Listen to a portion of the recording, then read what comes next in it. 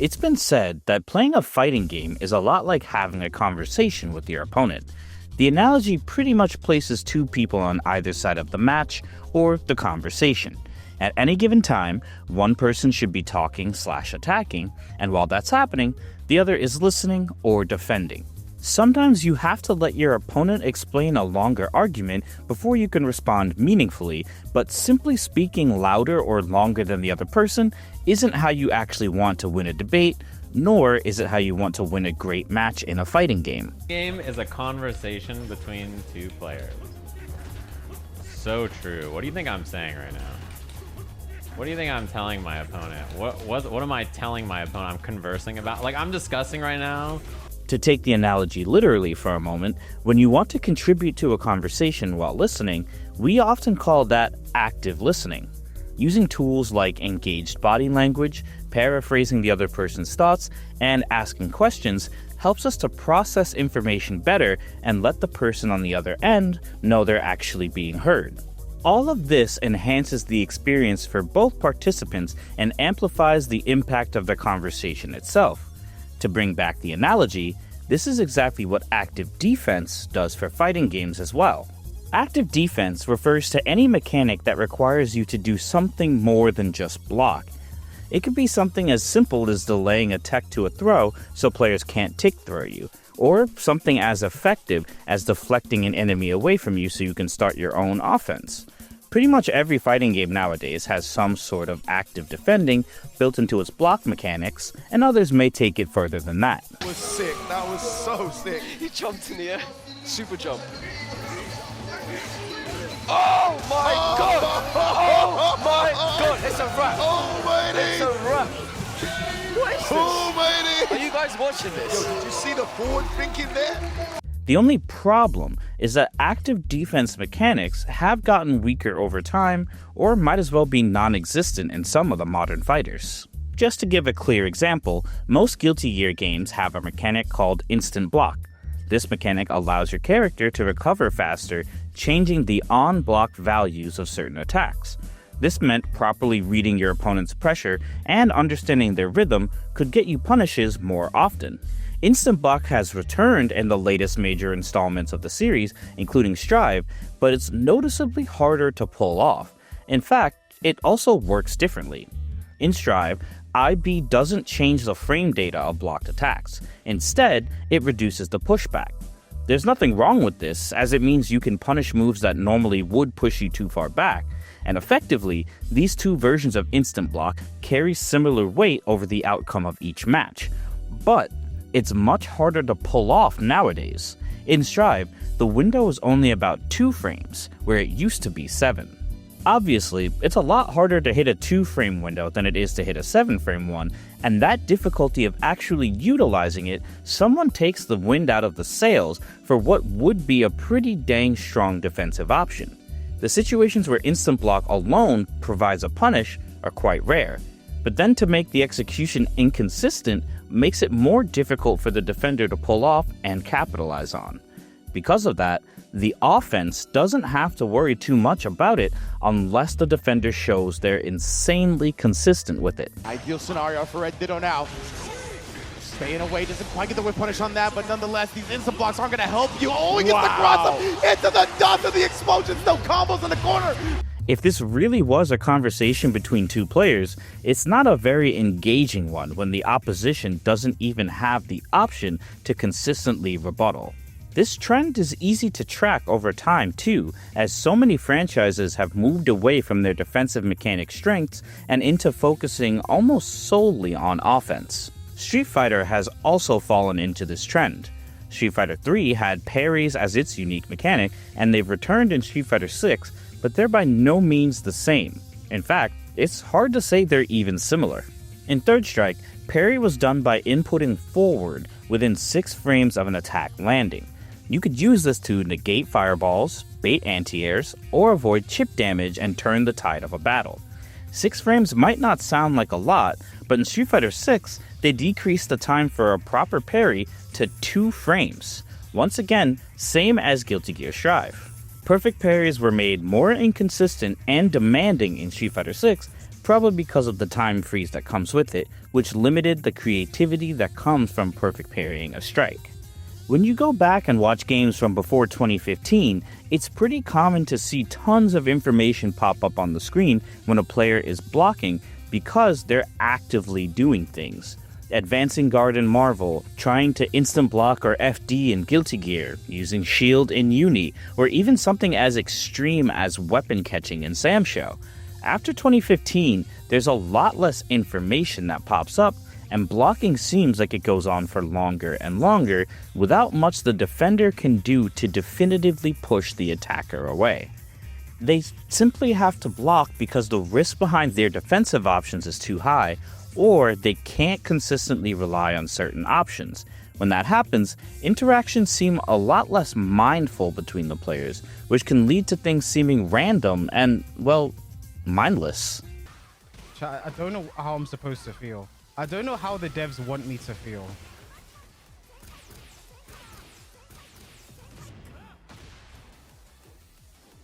You're joking, right?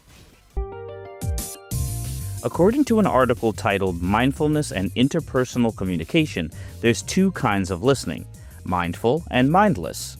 Mindless communication revolves around routine responses that require little brain power. It allows for quick reactions and very little consideration of what the speaker is saying. If someone asks you what time it is, it doesn't take much to look at your watch and tell them. Mindful communication is the dynamic and active processing of information. It's specifically what allows you to understand the context of each interaction and then experiment with new ideas in response. Oh, yes. Right, yes. Is he listening to us? I can't tell. He's listening. He's not understanding. Yeah, he doesn't even, get us, man. We're talking about you. Make no mistake, despite how it sounds, both styles of communication are very important. We can't devote all of our mental bandwidth to the simple things, and we also can't just ignore the big picture when our opponent breaks us down with a single option and we don't know how to deal with it. The proper way to communicate and create active defensive options in fighting games is to keep both types in mind while continuing to develop what players can do to interact deeply and meaningfully with each other. See, Olipop content on not jumping. Left and right. In the runtime he jumps, forcing a burst. That was sick. What a confirm. I've never seen that. Ice into Eason. That was insane. B-Boy busting out new tech in 2024. I am flabbergasted, sir. Research has shown that to find any relationship satisfying, it is vital that both partners engage in active listening. In fighting game terms, whatever choices the offense makes informs the choices defense makes in return, and vice versa.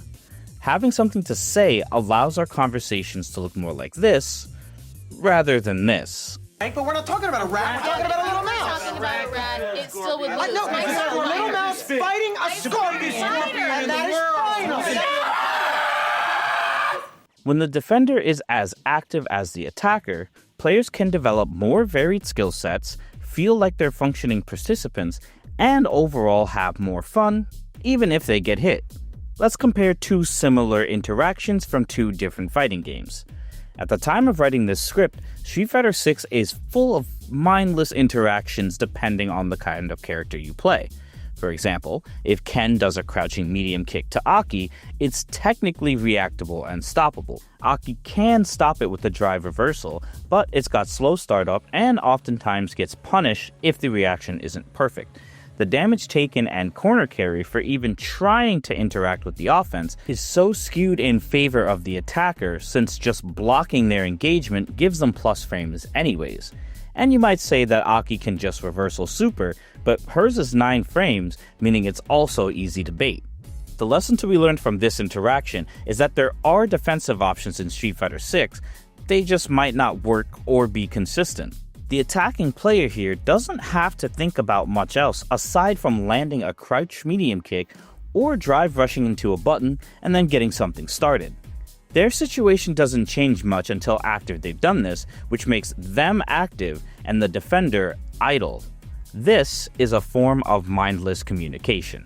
Your ambitions die here. To compare that to another new-gen game, In City of the Wolves, there's no drive rush, but you can cancel specials into other specials for plus frames, effectively giving the game its own neutral skip. To stop this, Wolf City gives you a very consistent way to deal with it, even if you can't stop it per se. Using guard cancels from Just Defense or Hyper Defense, you can either punish the neutral skip or punish the cancel into the special move. It's always possible to mess up the timing, so it's worth for the offense to try it at least once. After the first interaction though, both players get layers added to the communication. They could cancel it into a different, less advantageous move to bait the Just Defense, or they could break cancel a button to bait a reversal too. On the other hand, the defender could push block the opponent so they whiff after their plus frames, or use an evasion strike to punish a cancel. This is an example of mindful communication between players, as the risk between both sides using their options is pretty balanced out. By adding defensive mechanics like this, each interaction benefits so much because both players have multiple options to consider, leading to deeper mind games and more room for creative answers to tough problems on both ends. Right now, sidebar. I was talking to people about, like, City of the Wolves, and they was like, Steve, what do you like about it? I was like, because I feel like I'm doing stuff. It gives me a kind of Virtua Fighter feel where I'm playing that game. I feel like everything that I do, it means something. They brought back Just Defend, which is something they definitely could have changed and made lighter. But they was like, no, we're going to keep it there. We're going to give you a hyper version of it, and we're going to make you play the game. So we're seeing the very beginning of this game where the meta isn't fully evolved, but we're going to see a lot of players that are getting stepped. So, how can we incorporate mindful, active defense into more fighting games? Don't count this old geezer out just yet. Active defense isn't something that can only center around blocking. There's other places to implement it too. You cannot hit him! Look at everybody! Pat Gems in the chat! He will not be touched! He will not be hit! He will continue to block! The legs are not potent enough! The mix is not strong enough! Continue to block! No mix-ups! And he actually gets the confirm! It's over! Mr. Popo, the blocking master, will take him down! Easy peasy! Look at him go! Mr. Popo, 7-2! Tetris master! A very common example is variable wake-up timings. When your opponent knocks you down or hits you, there's generally two ways the games can handle it. The first way is the path of games like Street Fighter 6 and Guilty Gear Strive. Your character simply falls to the ground and gets up in a fixed amount of time. Nothing the defender can do will change the wake-up timing, and this leads to safe jumps, cursed mix-ups, and looping Oki that is increasingly harder to get out of. The second choice is simply allowing a bit of variance between the timings, or letting a character tech out in a direction of their choice, mixing up the opponent, or at least forcing them to make some kind of read/reaction. Even when the difference isn't substantial, it still adds up to more decisions being made on either side, making the match feel more interactive. Maybe the offense has to spend some kind of resource to get solid Okizeme, leading to a trade-off. Plenty of games have implemented such systems, like Dragon Ball FighterZ. Straight to the spark. I think that was the right solution. Down take buttons. That's going to be big. Lots of meter being built. Yasha looking to take that momentum, but obviously in Zen, to take it back to a good spot. Other games have taken these defensive concepts even further, and other games of the subgenre have led to some very interesting dynamics. A great example of this is in Melty Blood Actress Again Current Code. In that game, you can reduce the damage you take in by 30% if you have a certain amount of matchup knowledge and execution skill. As your opponent combos you, you can input a face button within 5 frames of getting hit, and if you land that successfully, your damage is reduced. Such a mechanic encourages the defense to learn the bread and butters of their opponents and gives them something to do during Melty Blood's longer combos. Not only that, but it also encourages the attacker to try out newer combos, since their damage will always be reduced if they're too predictable and only stick to the bread and butters. This mechanic is so incredibly special in my opinion because it's one of the only games I've seen use defensive mechanics to bolster combo variety and player expression on the offensive side. And speaking of influencing offense through defensive choices, some platform fighters do an absolutely great job of this. I'll focus on Melee and Rivals of Aether 2 for this example. In those games, there's a mechanic called Directional Influence, or DI for short. DI allows players to, you guessed it, influence the directions their characters are sent flying across the stage. Oh, the DI. Wow, no DI whatsoever. Good DI can make or break a match, and at the highest level, both players know and take advantage of this. When you're at low percentages, you generally want to DI away from your opponent so they can't combo you easily. At higher percentages, you want to DI according to the furthest angle you can get away from the blast zone while managing your spacing from the opponent as well. I'm not going to get too deep into DI, but it's one of those mechanics I think you take for granted as a Smash player, moving into more traditional fighters. Dive forward, but you have a lot of control over where Falcon goes. Beautiful read by That was the worst DI I've ever seen. That's the Bermuda Triangle DI, Bermuda Triangle DI. You're never found again. Yeah. Overall, there's a fine line when it comes to implementing offensive and defensive mechanics into a fighting game, and that balance is even further tested when you have to decide what will be mindless and what will be mindful communication. Too much mindfulness, and players can feel overwhelmed quickly and not want to dive into the deeper workings of your game. If it's too mindless, it might be immediately successful, but struggle to keep players interested for the long haul once they've seen every interaction the game has to offer. DNF Duel is a great example of a game that traded its identity for depth and suffered for it. DNF was marketed as a simpler fighting game with easy-to-understand mechanics and an intuitive control scheme. After its first full season, it was clear that there were many issues with the defense in the game, as I've already highlighted in this very video. To compensate for that, an active defense mechanic called Indomitable Spirit was added, and while it sounded cool, it was also very easy to abuse, and it shifted the meta of the entire game into something I'm not really sure the developers intended it to be. Cal, okay, say get back in that corner, bruh. Shooting. Adele needed to figure something out. Oh no. Jeez. Offense. Could have been a perfect if we.